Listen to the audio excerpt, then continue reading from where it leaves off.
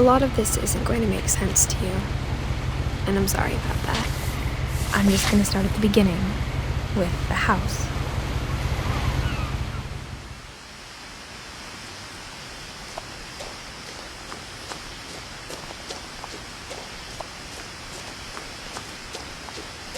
I lived here until I was 11, but I wasn't allowed inside half the rooms.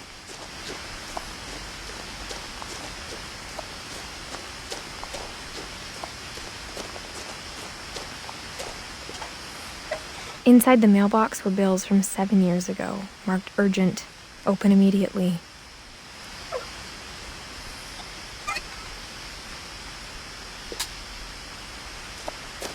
I hadn't been back since my brother Lewis's funeral.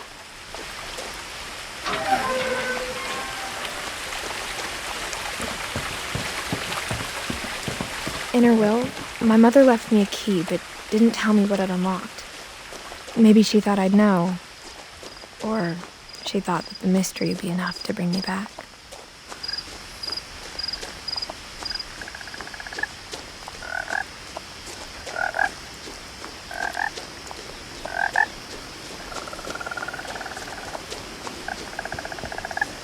The truth is, even after I inherited the house, I never thought I'd come back to it. But now I had questions about my family that only the house knew the answers to. The woods around the house have always been uncomfortably silent, as if they're about to say something but never do.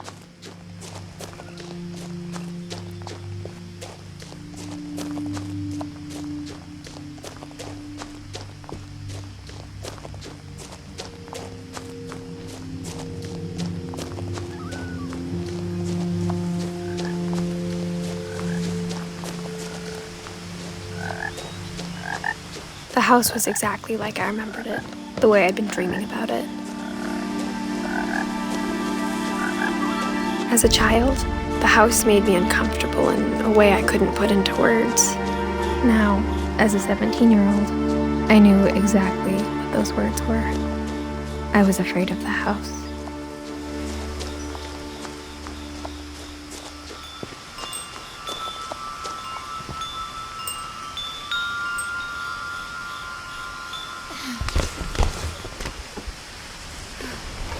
Crawling through the doggy door used to be a lot easier when I was 11.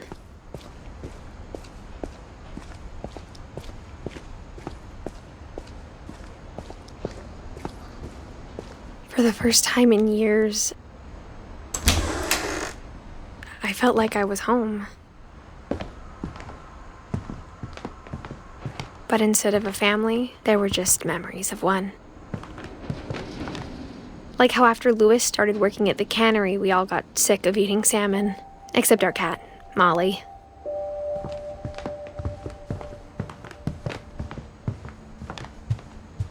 The table was still a wreck from the night we left.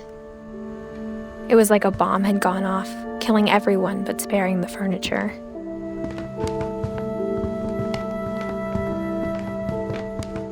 My mom was the only one of us who could imagine Great-Grandma Edie living in a nursing home. Nothing in the house looked abnormal. There was just too much of it, like a smile with too many teeth. Mom always told me to stay out of the basement, so I wasn't too surprised when the key didn't fit.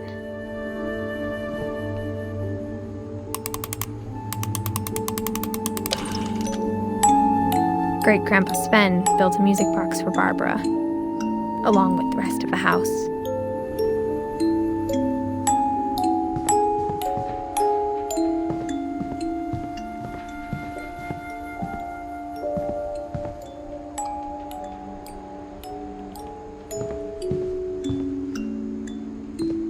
After Milton disappeared, Mom sealed up all the bedrooms. Then Edie retaliated and drilled peepholes.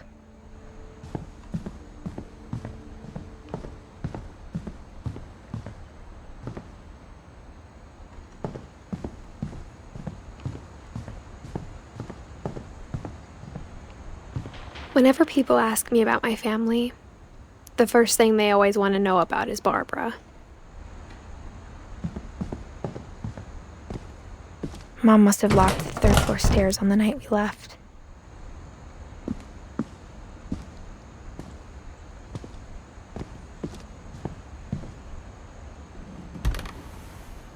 Barbara was a child star for 2 years, until America grew out of it.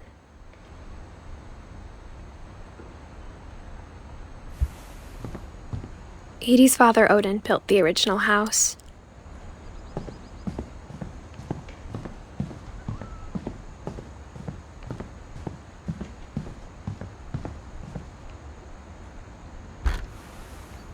My Grandpa Sam spent 7 years sharing a room with his dead brother, Calvin.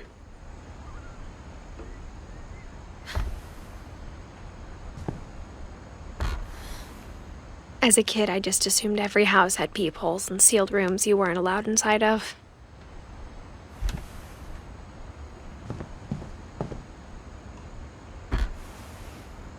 The last time I was in Edith Sr.'s room, I was 10 and she was painting my portrait.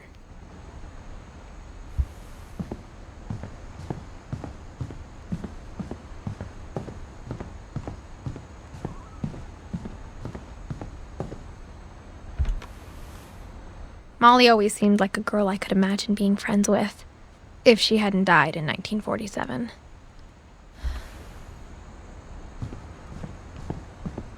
I spent a lot of time playing in Great Uncle Walter's room. Lewis told me there were secret passages, but I never believed him.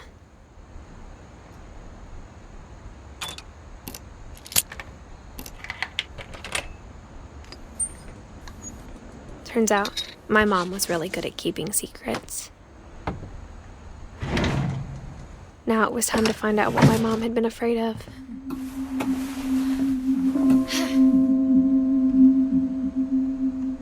Reading this, maybe it sounds like I had a plan. From the paintings on the wall, it was clear my brother Milton had been here before me. But I had no idea what was behind that door.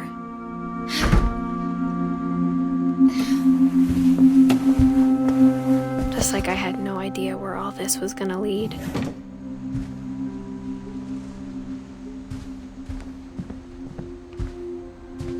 I got the sense Edie had spent a lot of time here.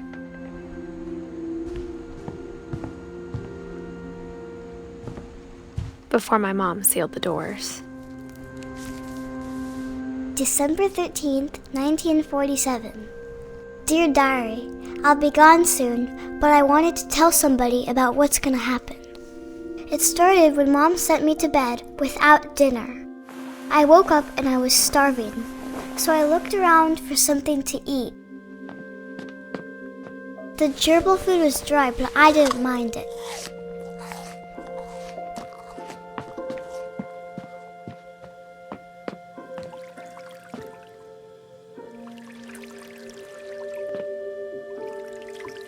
I thought about eating Christopher, but I held back.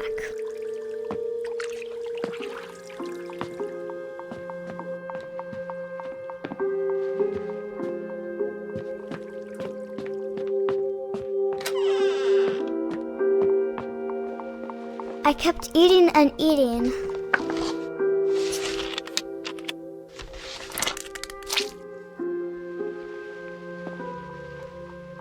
I ate a lot of things that night.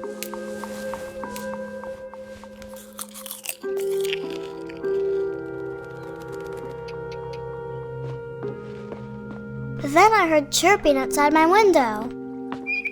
It was a barn swallow going back to her nest. I reached out for her.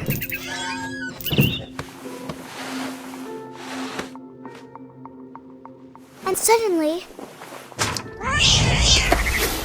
I was a cat.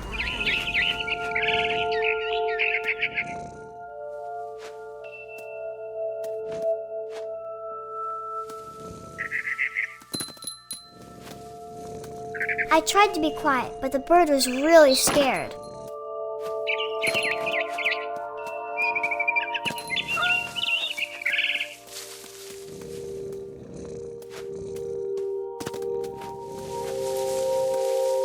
Mom and Dad didn't even look at me.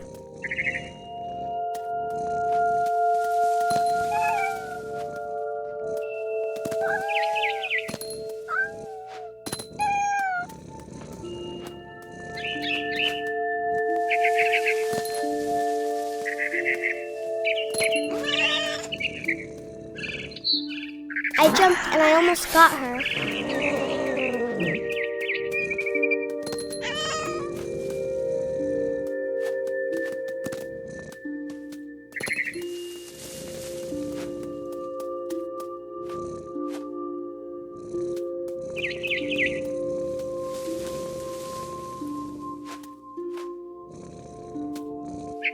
I could tell she was getting really tired.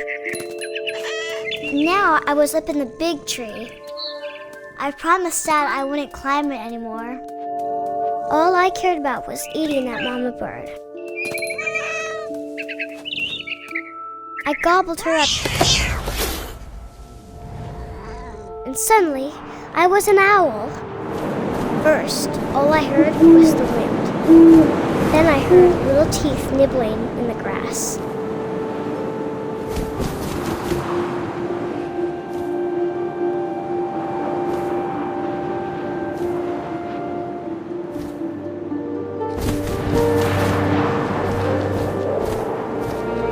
Rabbits.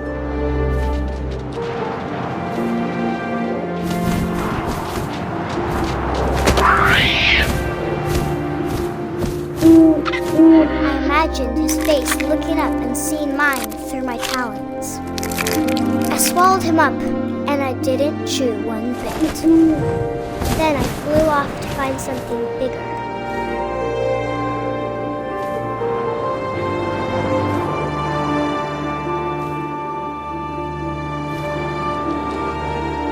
A mama rabbit.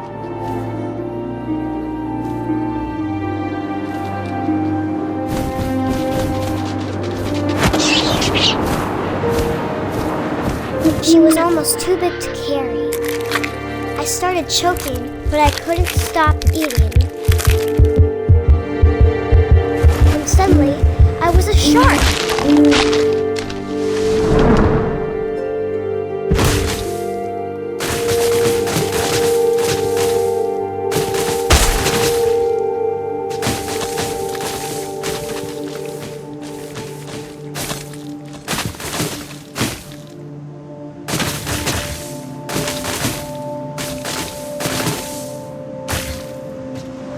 I rolled off a cliff and into the ocean. Now, I was hungrier than ever.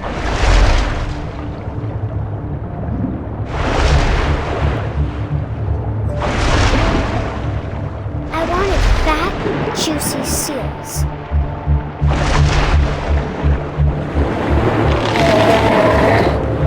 I tore off her flipper, and it tasted really good.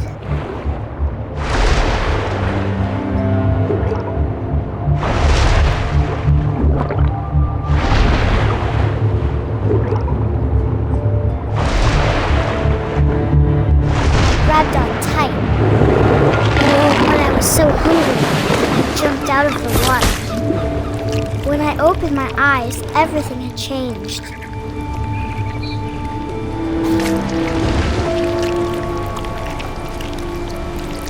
Now I was a monster, and I smelled people everywhere.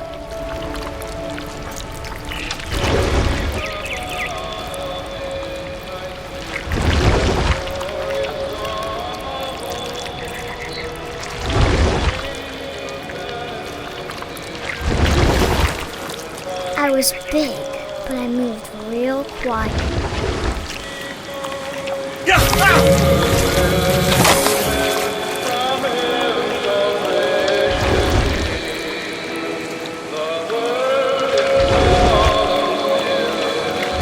I wanted to stop, but also I didn't.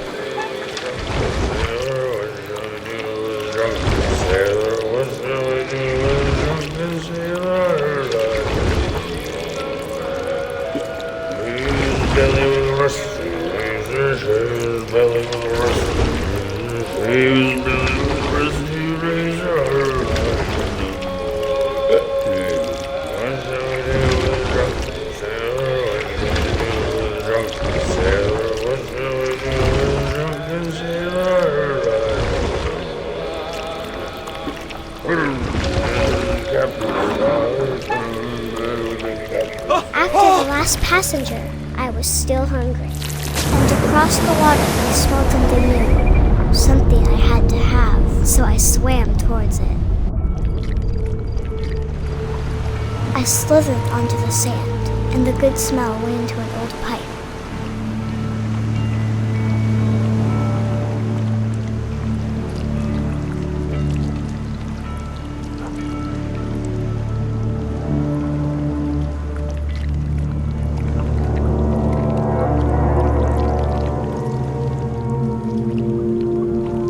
I got closer and closer.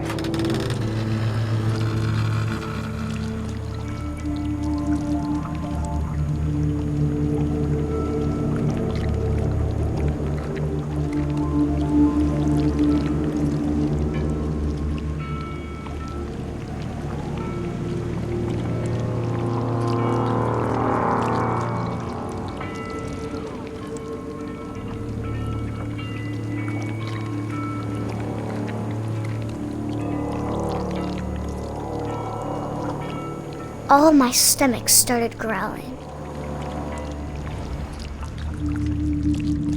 And suddenly, I was me again.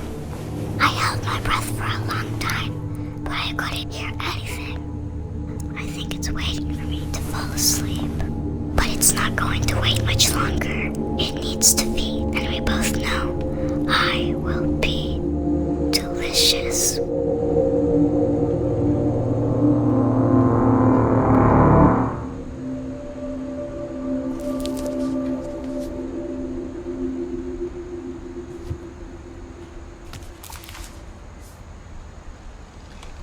I'm not sure if I believed all of that, but I'm sure Edie would have.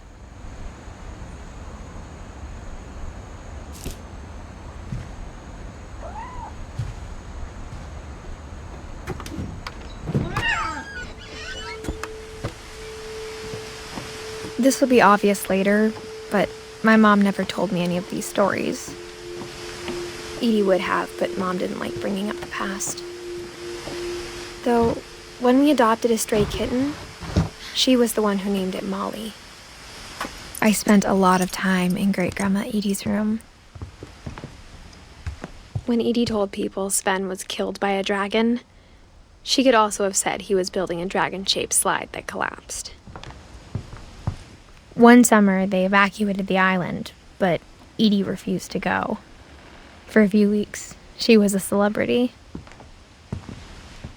I hadn't thought of myself as Edith Jr. for a long, long time. Edie gave a big interview about a mole man living under the Finch house. My mom was furious.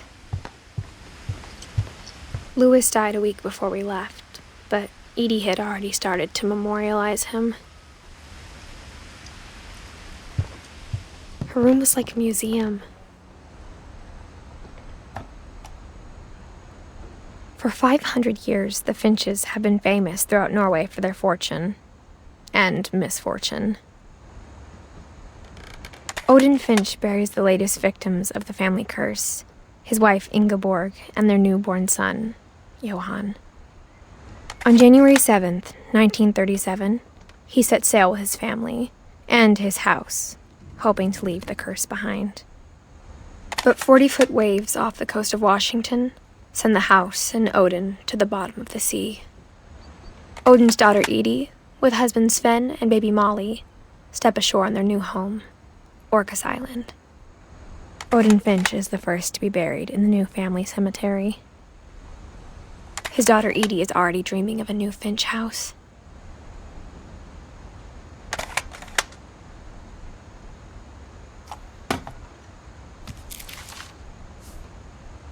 Whatever's wrong with this family, it goes back a long ways.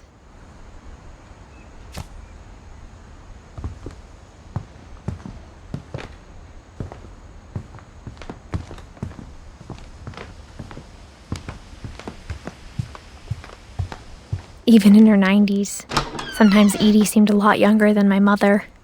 The only trace Grandpa Sam's first wife Kay left on the house was the pink bathroom.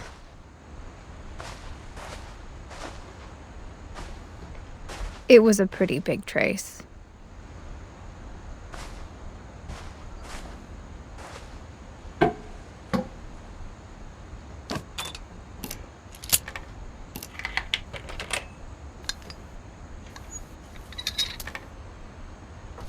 There's a secret in this bathroom.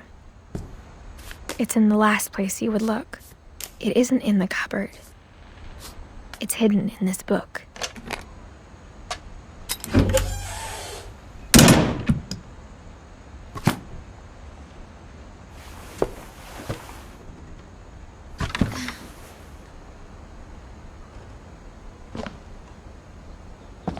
Sven gave Sam an old camera he'd refurbished. He never put it down.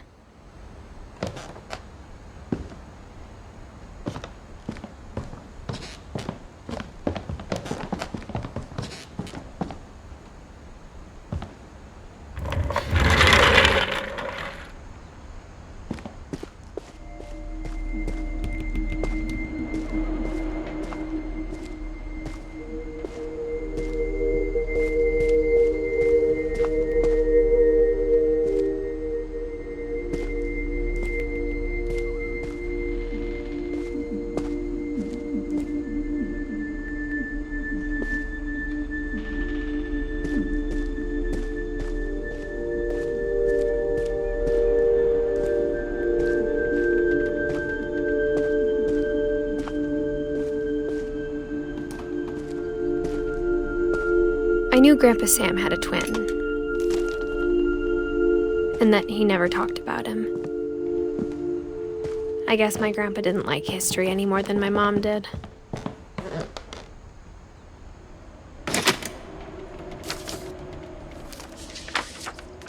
How I Want to Remember My Brother by Sam Finch. The thing I remember is that when he made up his mind, that was it.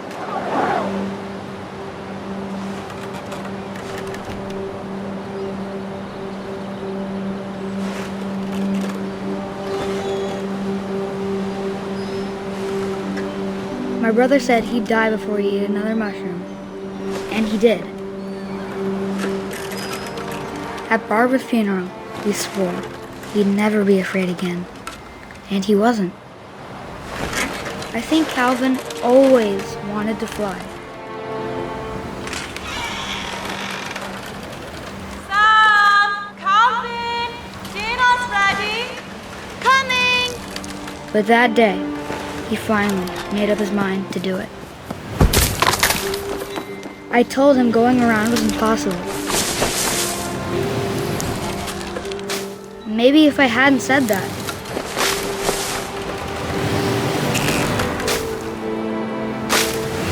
Calvin! I'm not gonna tell you again! Maybe if the wind hadn't picked up. And maybe he'd still be here. But I doubt it. I think he'd already made up his mind. That's what I want to remember about my brother.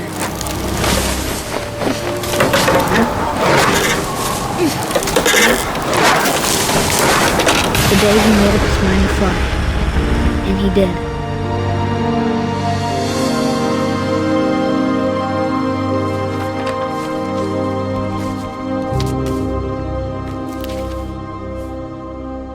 Calvin's story felt strangely familiar.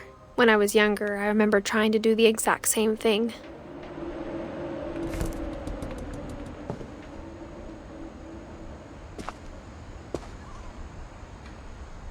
After the funeral, Edie roped off Calvin's half of the room.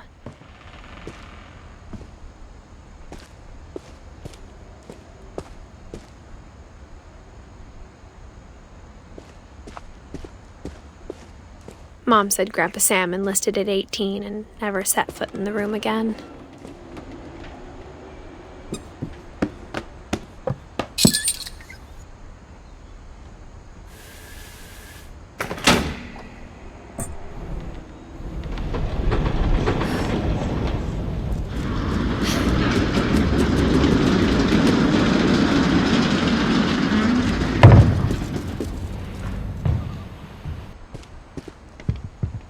The passages were a pretty tight fit.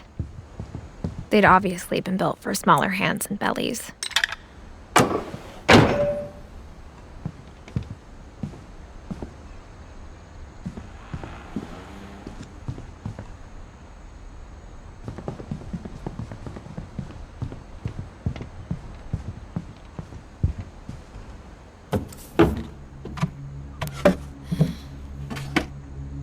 Growing up, I always thought of Barbara as a child star.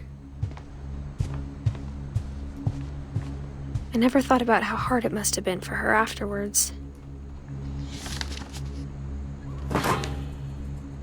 Of all the stories people wrote about Barbara's death, I'm surprised Edie saved this one.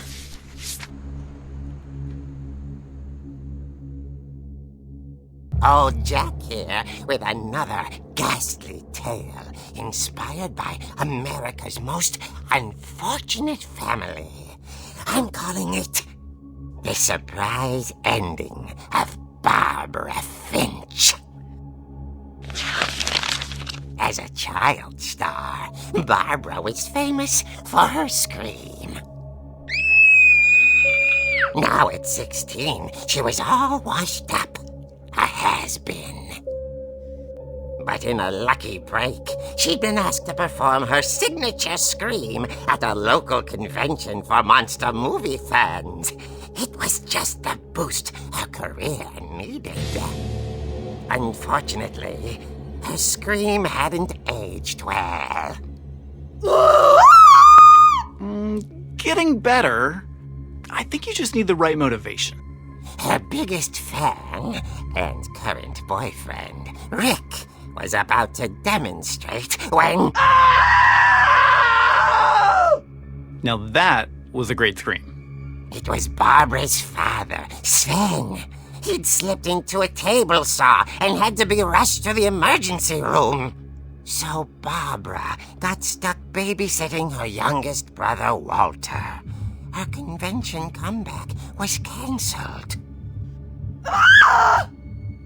Okay, I'm hearing frustration, but I'm not hearing terror. What if I tried... A gang of hoodlums in Halloween masks have been terrorizing Orcas Island tonight. Police are urging residents to... That came from the basement. You're right! Also, I loved your delivery on that. Why is your basement door locked? Because my dad likes making puzzles and secret passages. There's a key hidden in the music box. The secret is to keep winding and winding until finally the key pops out. Thanks, babe. I'll be back in a sec. 20 minutes later, Rick hadn't returned. So Barbara went to look for him, right on cue. She reached for the music box. And as she wound the key, she listened for Rick, but the house was silent.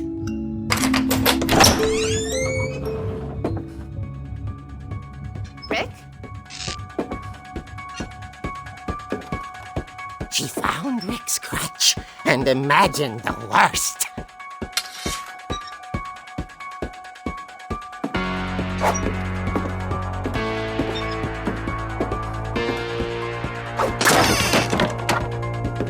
The gang's leader is the infamous Hookman killer, Dr. Carl Hamill, who impaled and then ate his family 10 years ago tonight.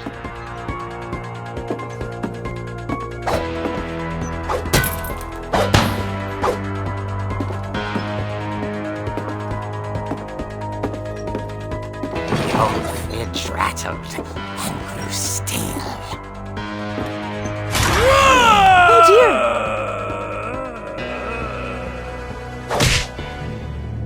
Oh! Rick? Barb, relax. I was just trying to scare you to help you find your scream. Well, I'm not scared, Rick. I'm furious. Then act furious. All I'm getting from you now is that you're hurt and confused and... She threw him out, but she kept a little something to remember him by. Barb, have you seen my other crutch?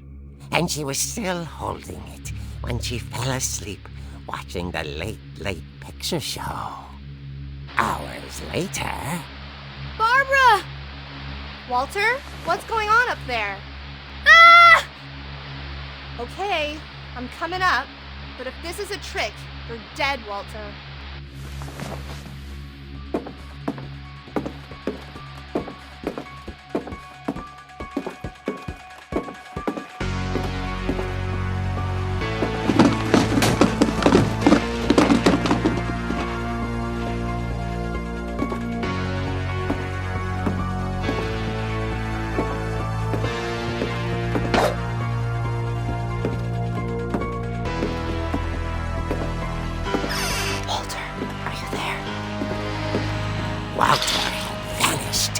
but his bedside radio was still on. Orcas Island police describe the man as 6 feet tall, with a steel hook for a hand. Residents are urged to lock all doors and windows and notify the police of any suspicious activity. Barbara turned, saw the hook man, and was speechless. He was quite smashing.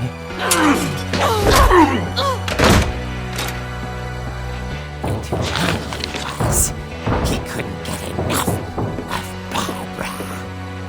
Okay, Barbara, there's gotta be another way out of here.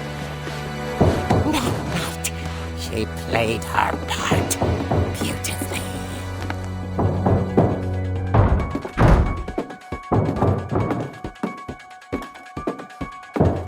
Molly's door hadn't been opened in years. The hinges groaned.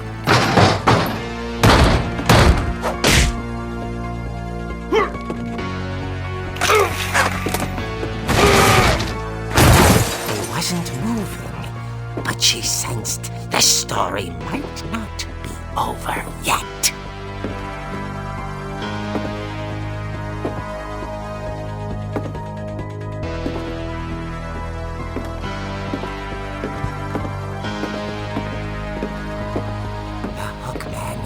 Vanished.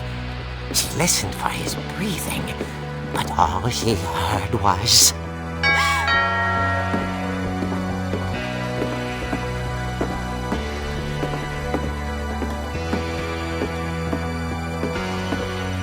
At the door, she heard whispering. It was coming from inside the house.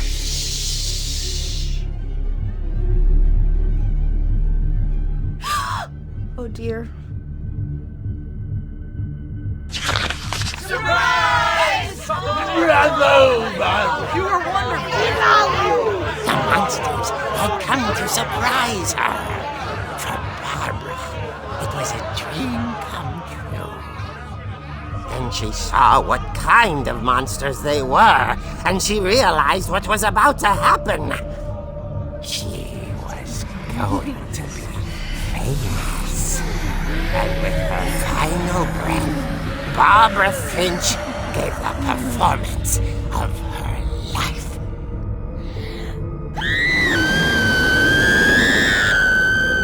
I wasn't there myself, but I hear Barbara was magnificent.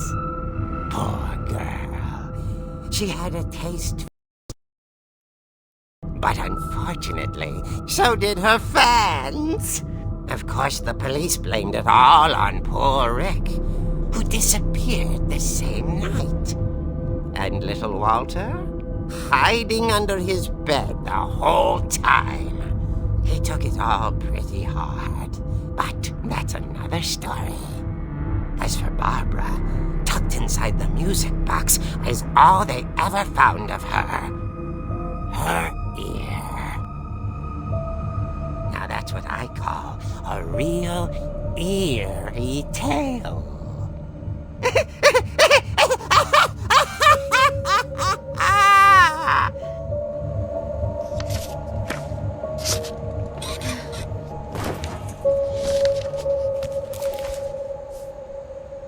Edie told me all Barbara wanted was to be remembered, as absurd as that comic was. Maybe what Edie saw was a happy ending.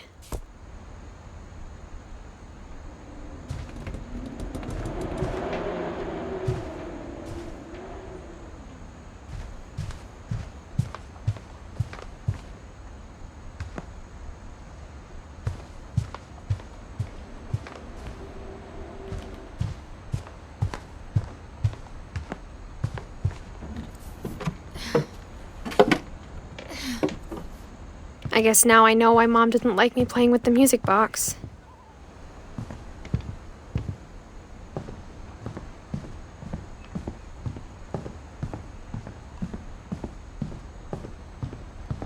It's funny. All those times I played with the music box and never found the basement key.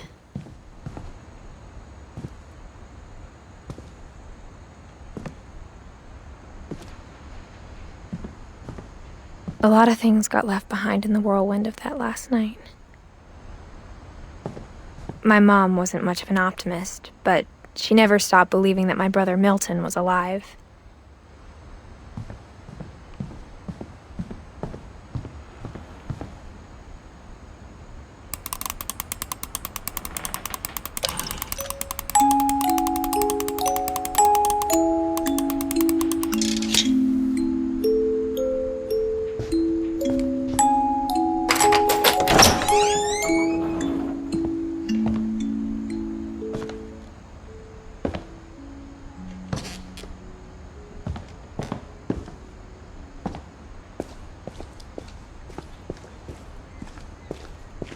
Mom said the basement was off limits, unless I wanted another tetanus shot. I saw Edie sneak down to the basement once, carrying packages. I thought maybe she was hiding presents. It turned out she was hiding a lot more than that.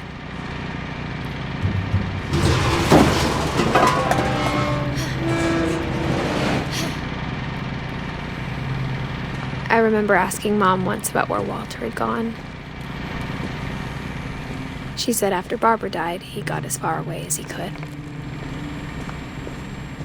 If there's a pattern in all these stories, I think it's that none of us has gotten very far.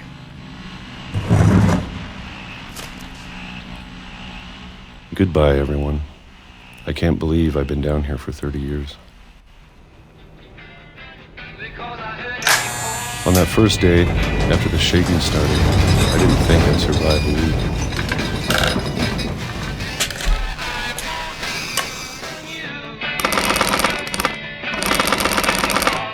But after a few days, I settled into a routine. That's what kept me sane.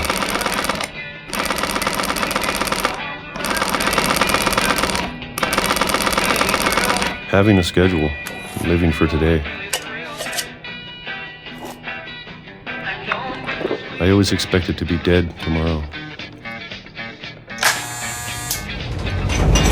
But if you wait long enough, you get used to anything.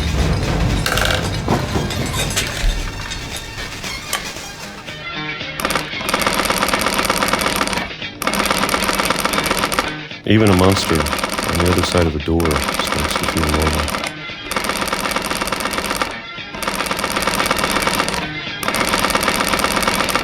Almost friendly.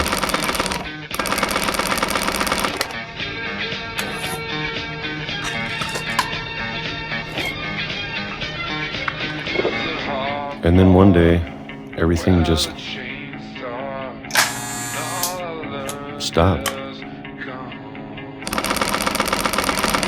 Whatever that thing was, it was gone. Maybe it got tired of waiting. Or maybe I just got tired of being afraid.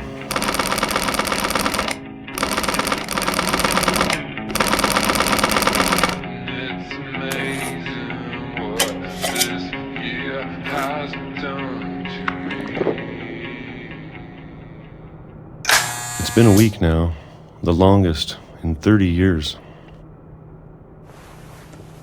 I'm done waiting. I have to leave while I still can.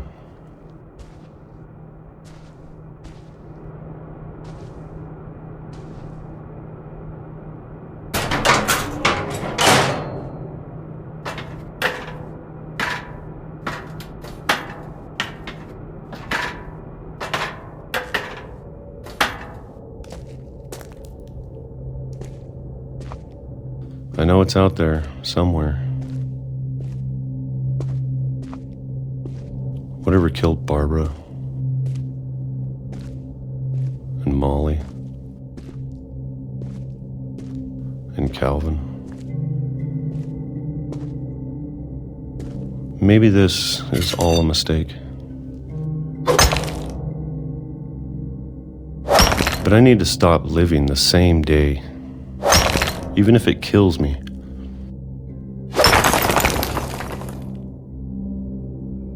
Whatever's out there, I I want you to know I'm ready for it. I'm going to appreciate all of it, especially the food. I don't mind if I only have a year left,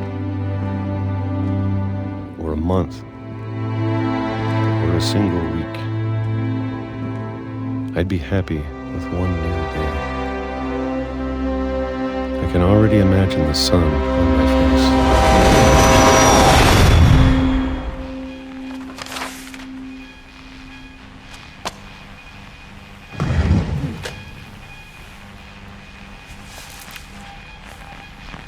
Walter died when I was 6. I can't believe my mom never told me he was down here. I'm sure my mom was trying to protect me.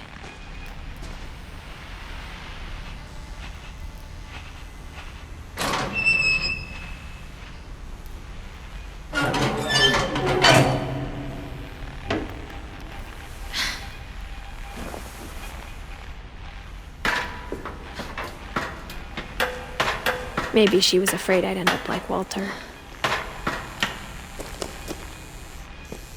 But if she never told me about an uncle under the house, I can only imagine what else she was hiding. I don't want to make the same mistakes she made. Trying to bury something that's still alive. Now that there's only one of us left, or maybe 2, I thought it was time I heard the stories for myself and found out what happened to everyone else. But now I'm worried the stories themselves might be the problem. Maybe we believed so much in a family curse, we made it real.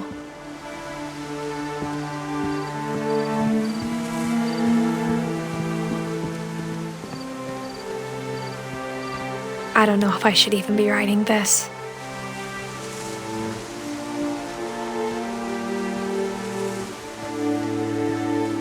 Maybe it'd be better if all this just died with me.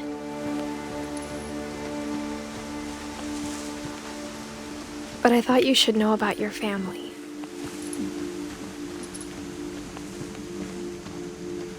And the history you're a part of.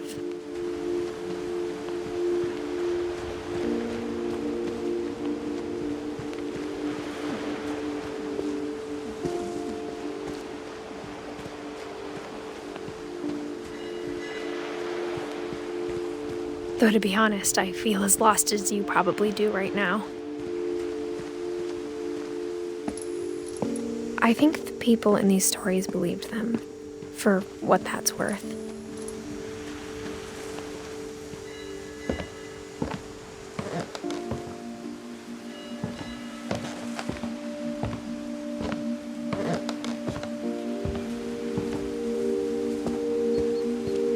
And when you look at the house, that history of imagination and stubbornness and madness, any of it seems possible.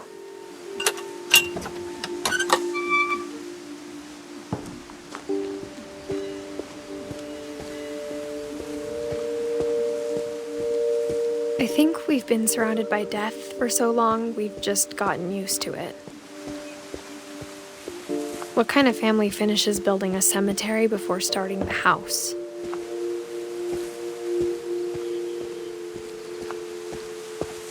It's embarrassing for me to admit this, but the pet cemetery made me more uncomfortable than the human one. 3 of the gerbils were mine, and 2 had been my fault.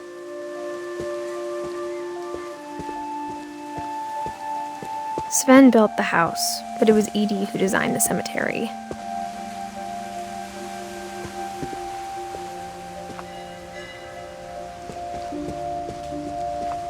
I'm sure Odin's monument had been Edie's idea. My mom was always trying to move on, but for Edie, the past never went away. She could see it poking out of the water at low tide.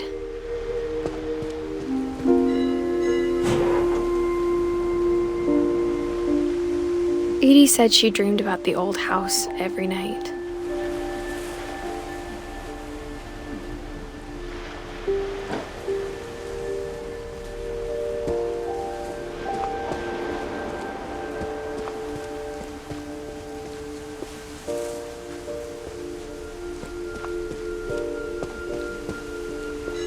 Edie's side was always easier for me to understand.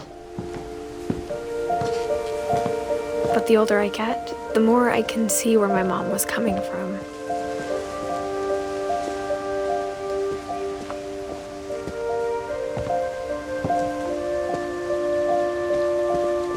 She lost 2 of her brothers, just like I did.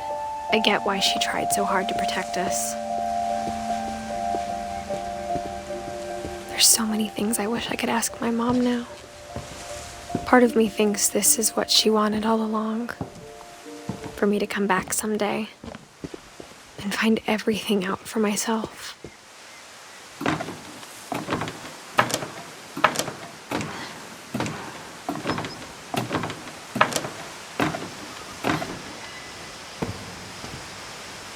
But looking back on it now,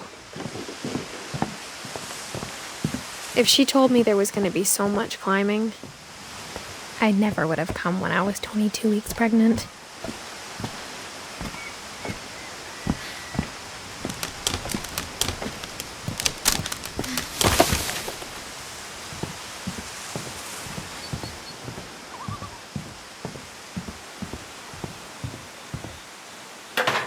I never met Grandpa Sam, but I think he and my mom had a lot in common.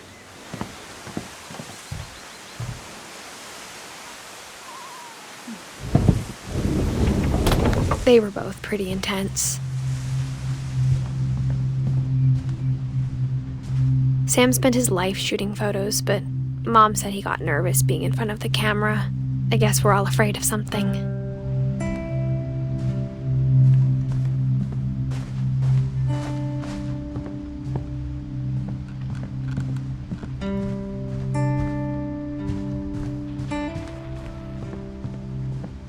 Instead of hiding from death, Sam seemed to go out of his way to meet it.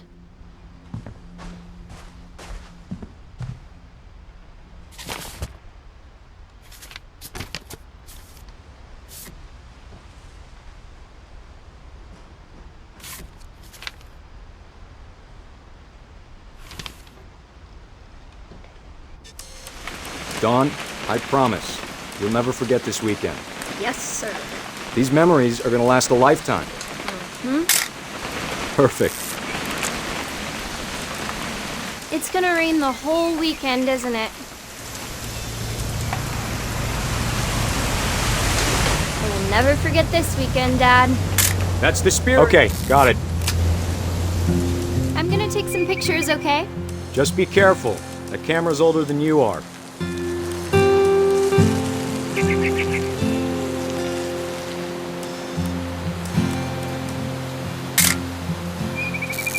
You're right, Dad. It's starting to clear up. Still freezing, though.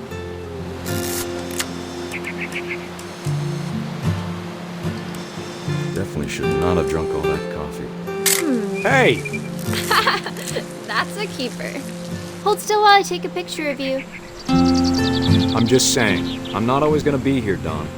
You'll need to remember this stuff, if you want to survive. I'll be fine, Dad. You know who else thought he was going to be fine? Some guy who died. Dawn, I'm being serious. I know, Dad. You're always serious. Doesn't being out here make you want to chill out? Well, to tell you the truth, I haven't been out here in 20 years.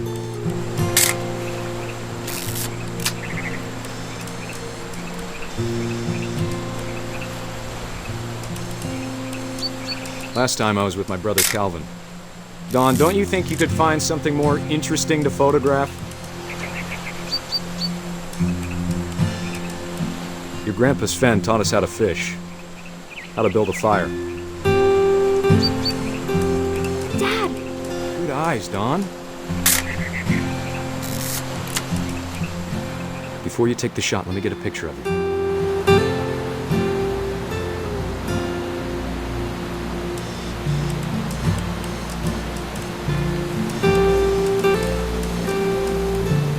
Dad, Let me get behind you. Do I have to do this? Dawn, you don't have to do anything. But if you... Great shot, Dawn!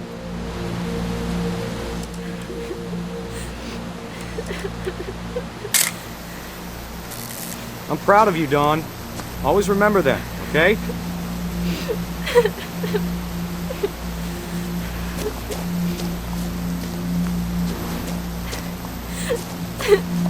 Sorry, Dawn. Just gotta reset the timer.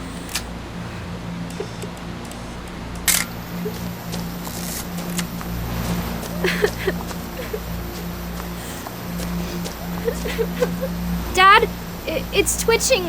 I think That's it's totally still... normal, Dawn. Just focus on the camera. Try not to think about... Dad!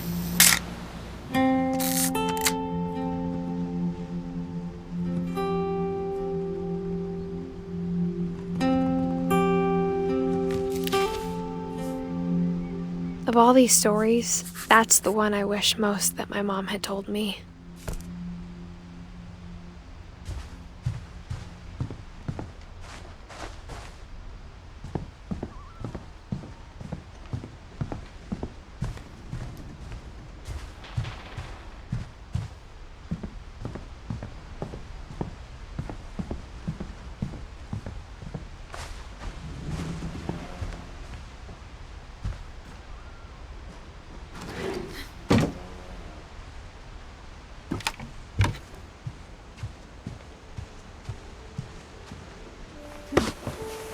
After Sam died, my mom and Edie got really close. They'd both lost a lot.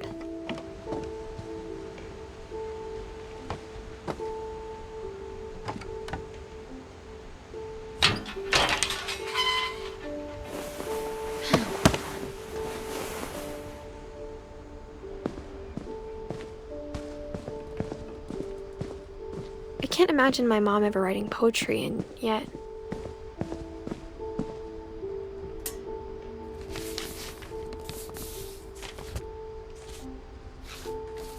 Dear Kay, do you remember the way Gregory used to laugh when he thought he was alone?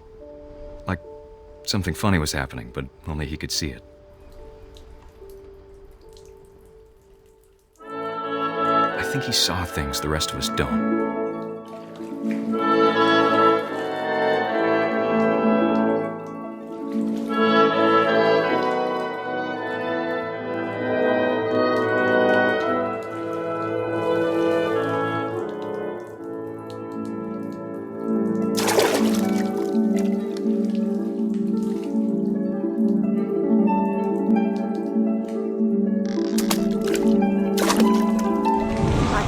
Gregory, it's time to... Hold on, sweetie. Hello? Sam, I told you I don't want to talk right I wonder what he saw. What his world was like.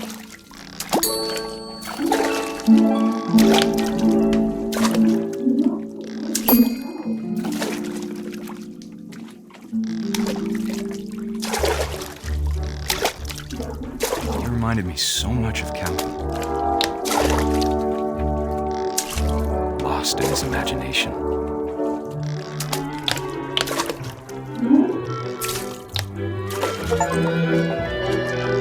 Whatever it was he saw.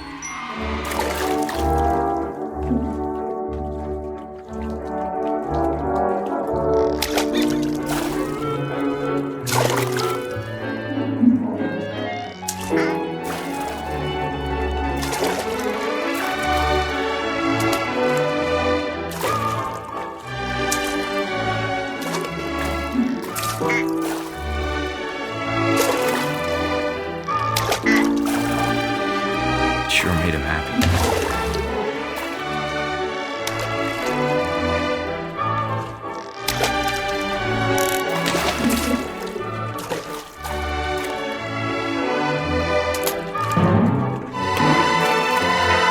I know how silly it sounds.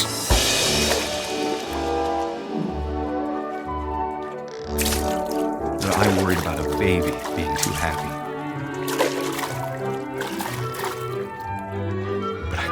Slipping away. Sorry about that, Gregory. I know you did everything you could. Maybe if I hadn't called that night. Damn Hold on, I don't want Gregory to hear this. I wish he could have told us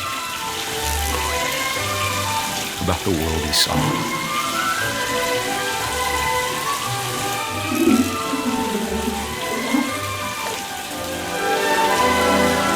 There's so much I don't understand about Gregory, about everything.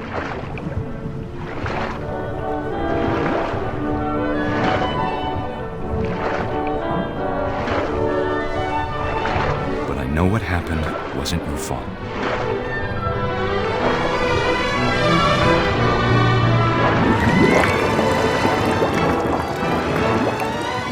I'm sure he's happy. And he'd want you to be happy too. Good luck, Kay. Love, Sam.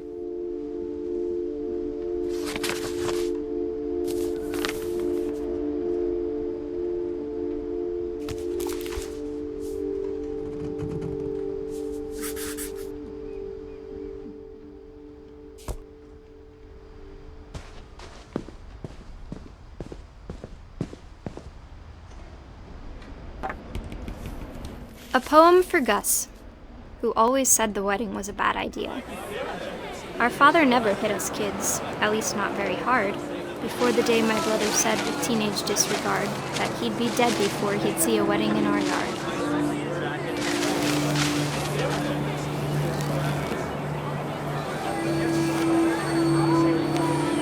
My father made him come, of course, but Gus stood far apart, just flew his kite and bottled up the storm inside his heart.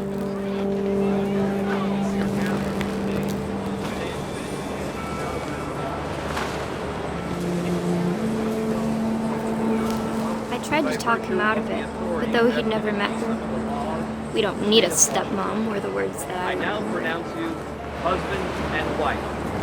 You may kiss the bride.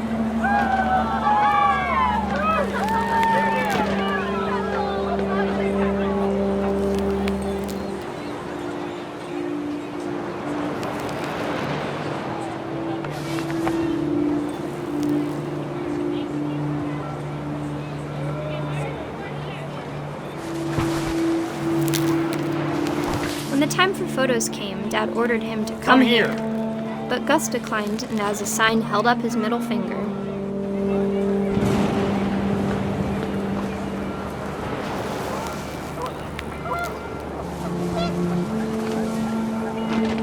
The wind picked up, and panicked geese appeared and quickly went.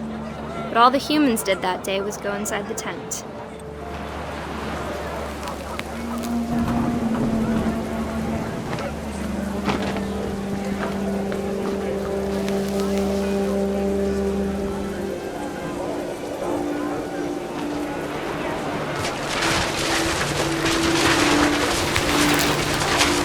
Rain came down in buckets then, but no one seemed afraid that nature might destroy the tent our dad had crudely made.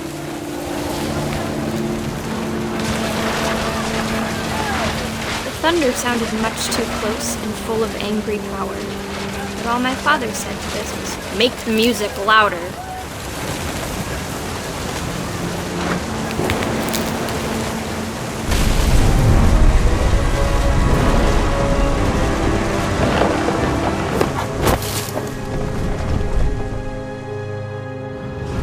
I wish that I could truly say I thought about you on that day. Out there on the beach alone, just you, the wind, the sea, and foam. But I didn't, until we found you.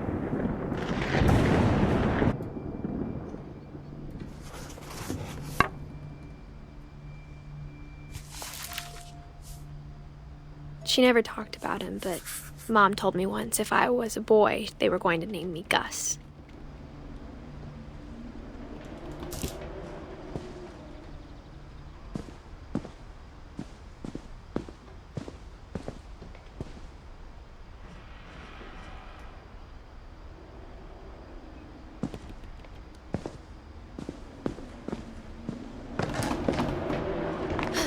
My mom moved up to the loft after her brothers died. At the time, it was as far away as she could get.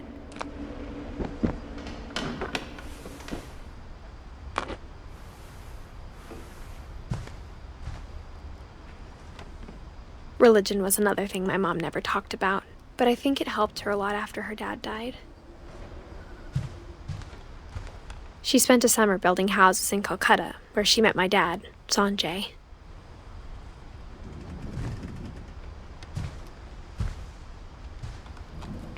My mom moved to India a week after graduation and got a job teaching English. Louis was born a year later.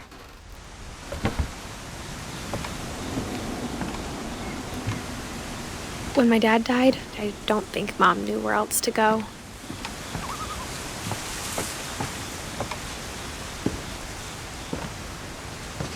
I'm sure Edie was happy to have her back and to see kids in the house again.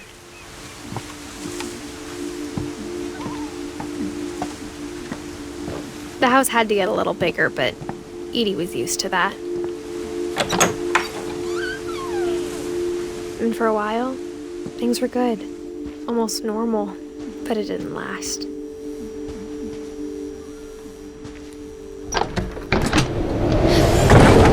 The beginning of the end was Milton's 10th birthday, when Edie gave him a castle.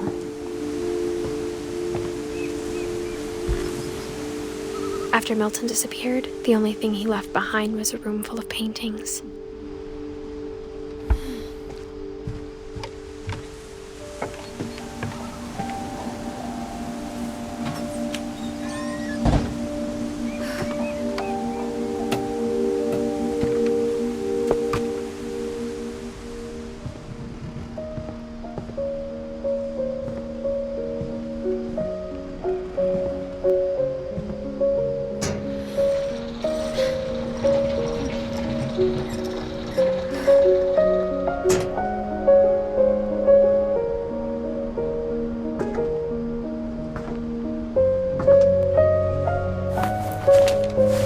Milton Finch in The Magic Paintbrush.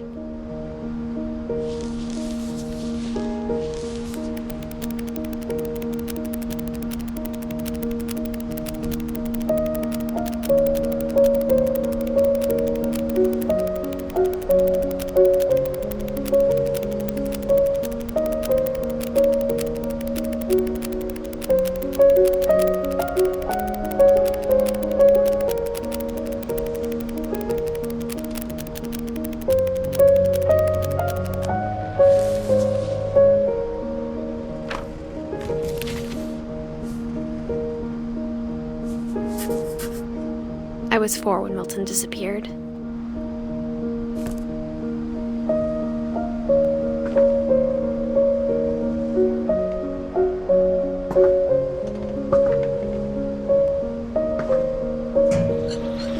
Mom spent months searching for my brother. Then she sealed the doors.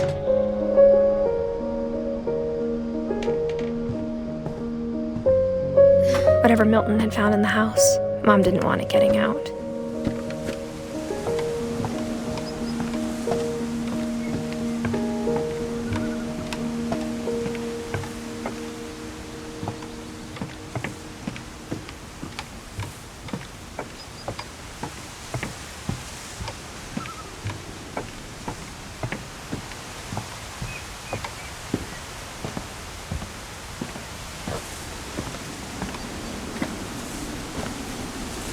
Mom definitely blamed Edie, but I think Louis blamed himself.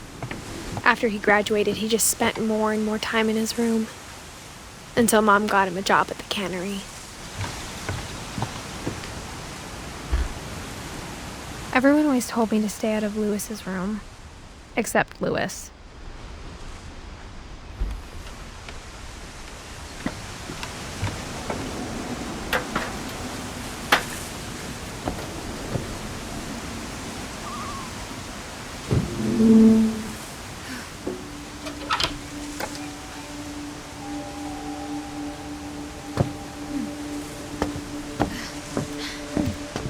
Louis's room smelled very, very familiar. That part of him lived on.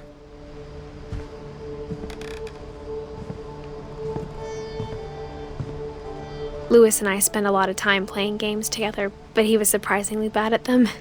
He died a lot.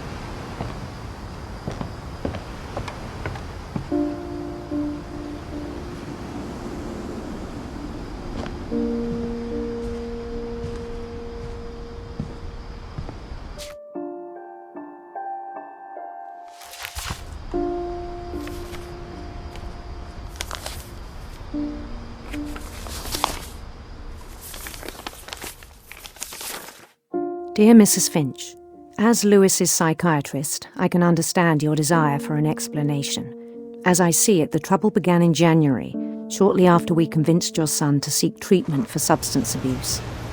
Newly sober, I believe Lewis first noticed the monotony of his daily life.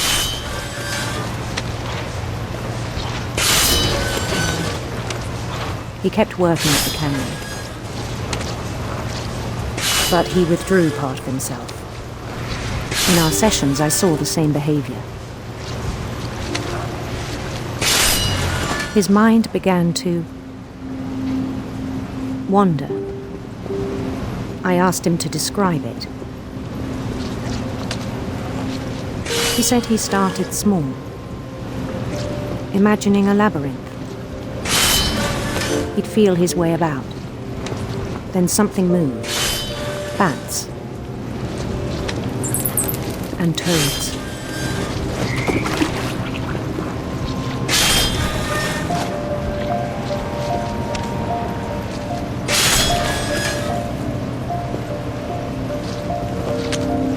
And things that have not names. He knew it was all in his head. But he took it very seriously. I had hoped he'd find himself.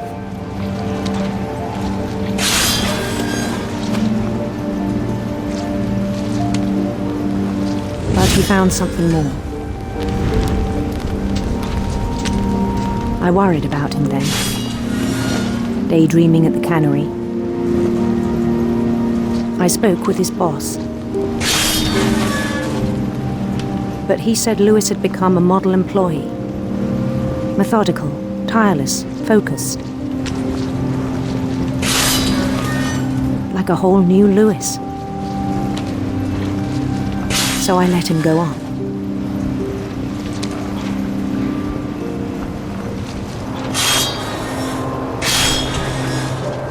I even encouraged him.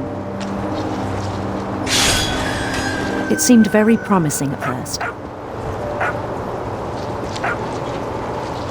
He told me he'd made a new friend.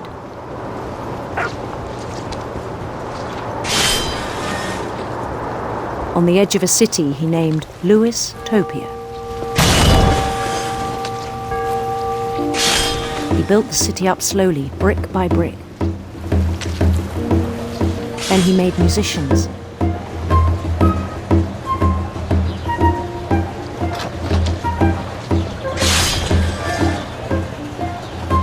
And songs for them to play.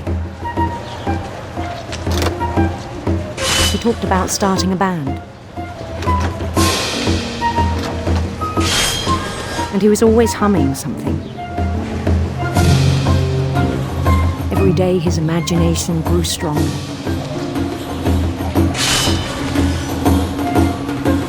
He no longer spoke at the cannery. But his chopping was as reliable as ever. Then one day it struck him that all the cheering crowds, even the stones under his feet, were all in his imagination, so he could do whatever he wished.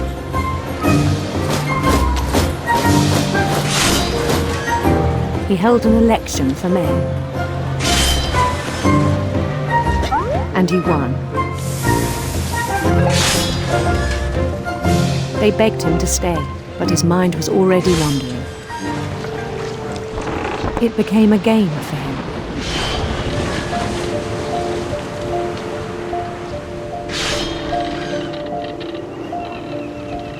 He'd conquer a city, then immediately push on. New Louisville. St. Louis. He started drifting away from our reality.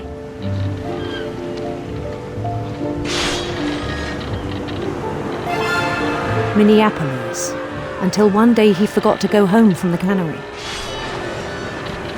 Even as his mother pleaded with him, part of Louis kept sailing on.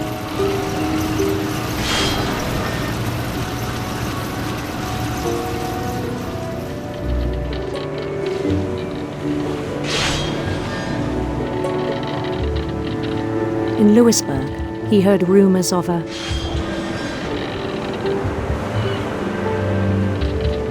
handsome queen.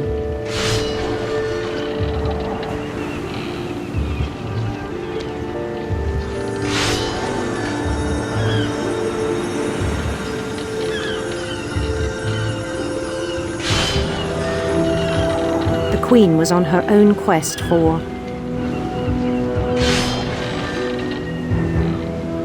sinister serpents.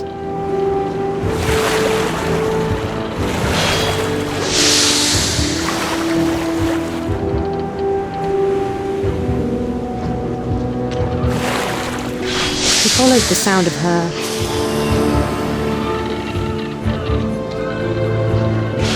silver harp.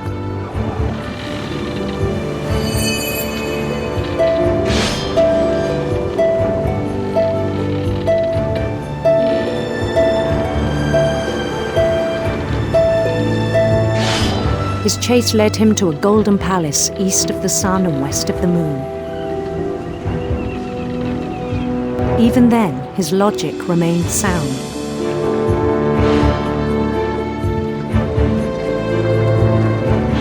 He knew the world was all in his imagination.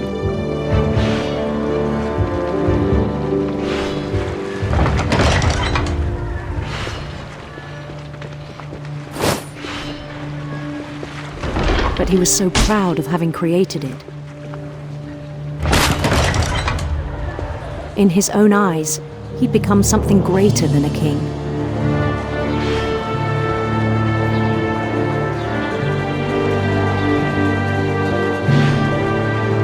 For someone who'd never known success in the real world, I think it was overwhelming. And then it struck him that the real Louis was not the one chopping salmon, but the one climbing the steps of a golden palace.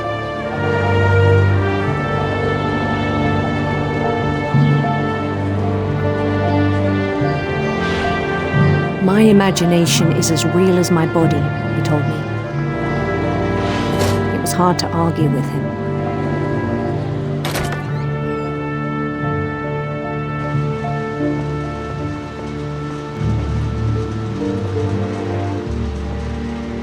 He began to forget the world we know.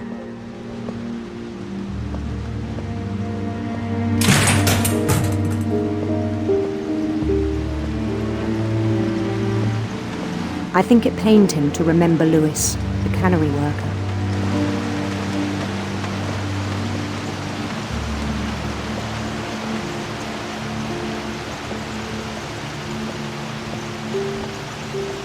He began to despise the man with a royal contempt.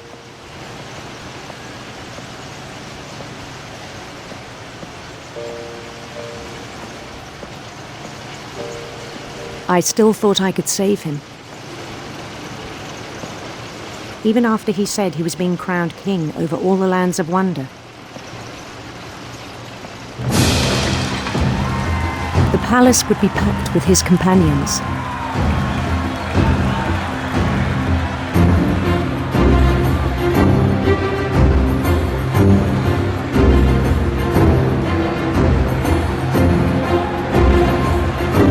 Including the wise Calico who'd insisted on advising him.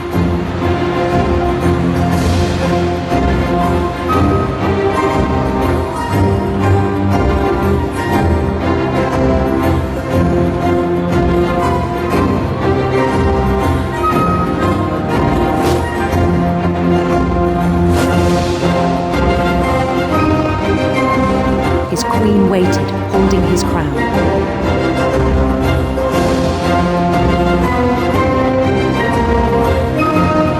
There was only one thing left to do.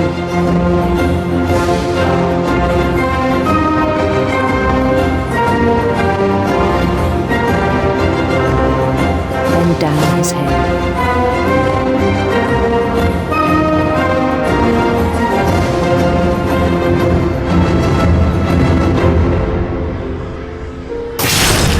And the rest I think you know. Mrs. Finch, your son was a kind man who will be missed by all of us who knew him.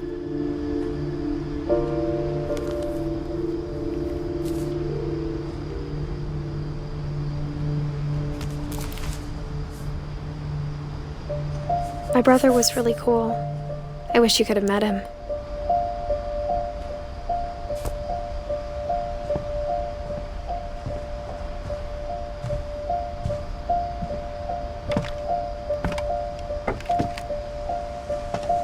On the way back from Lewis's funeral, my mom told me to start packing. She waited until the day before we left to tell Edie. I'm not sure if she wanted to make it easier or harder. I wish we'd stayed. But I understand why we left. What happened that night had been coming for a long time. Maybe it should have come sooner.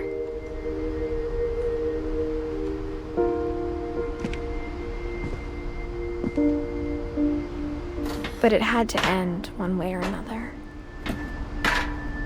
All that's left now is to tell you about that last night.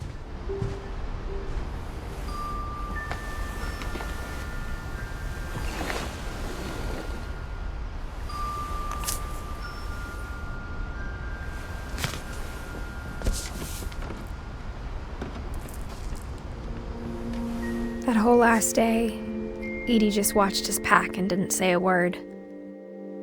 Until supper, when she raised her glass and said, "To our final night together, and all our final nights apart." Grandma, you know what I said about alcohol. Some of your medications are very Edith, specific. I left a present for you in the hallway. Why don't you go open it? The grown-ups have to argue now. I'm sorry, you're right. We're all leaving tomorrow. Let's just enjoy our last... I'm not leaving. Edith, you're excused.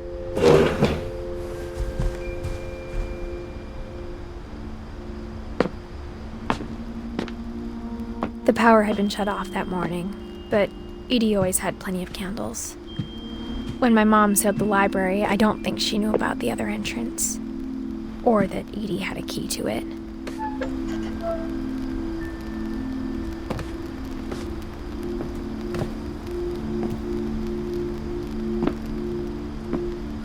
That thing you're afraid of isn't going to end when you leave the house.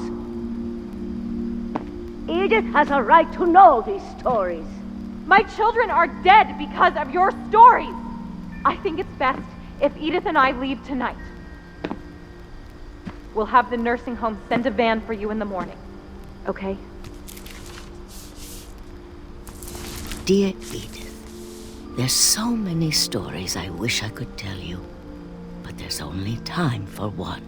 This is about what happened on the night you were born.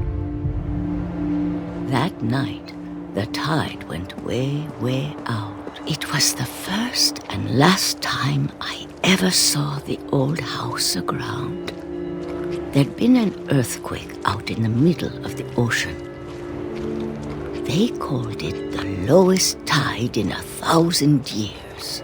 God, it smelled awful. You know, I've seen that house every day of my life.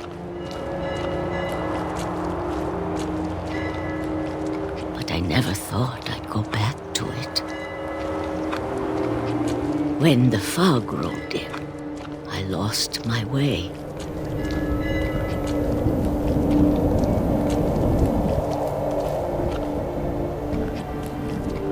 I got turned around.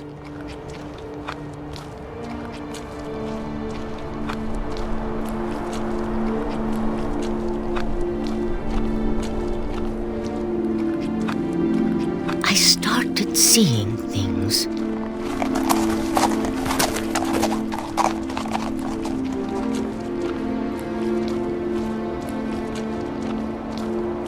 things I'd forgotten had ever existed.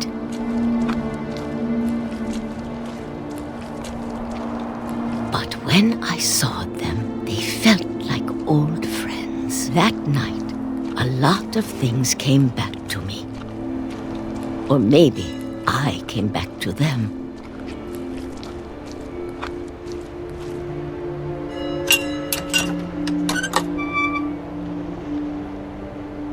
Things I can't explain, but that I need you to try and... Edith, what are you doing in here? It's mine. Edith! Mom, you're gonna rip it! Let go! I kicked and screamed, but Mom dragged me to the car. I never saw Great-Grandma Edie again. The next morning, the van came to pick her up, but she was already gone. After that, we moved around a lot.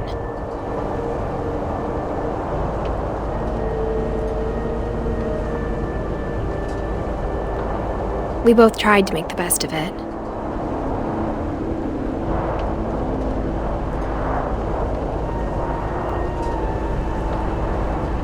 A few years went by.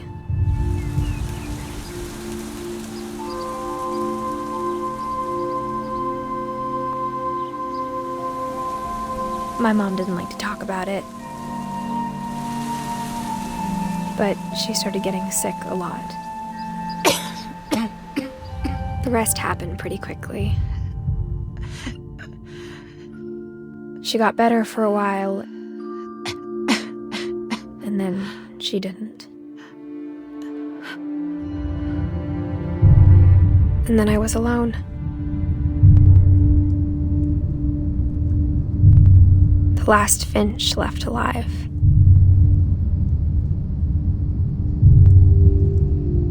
Until I found out about you. I'm still not sure what to tell you about all this. If we lived forever, maybe we'd have time to understand things. But as it is, I think the best we can do is try to open our eyes. And appreciate how strange and brief all of this is. This journal was supposed to be for you. But now I hope you'll never see it. I just want to meet you and tell you all these stories myself. But I guess if you're reading this now, things didn't work out that way.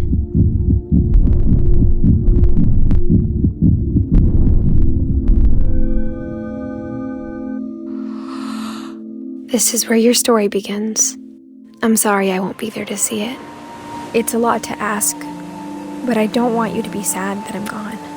I want you to be amazed that any of us ever had a chance to be here at all. Good luck.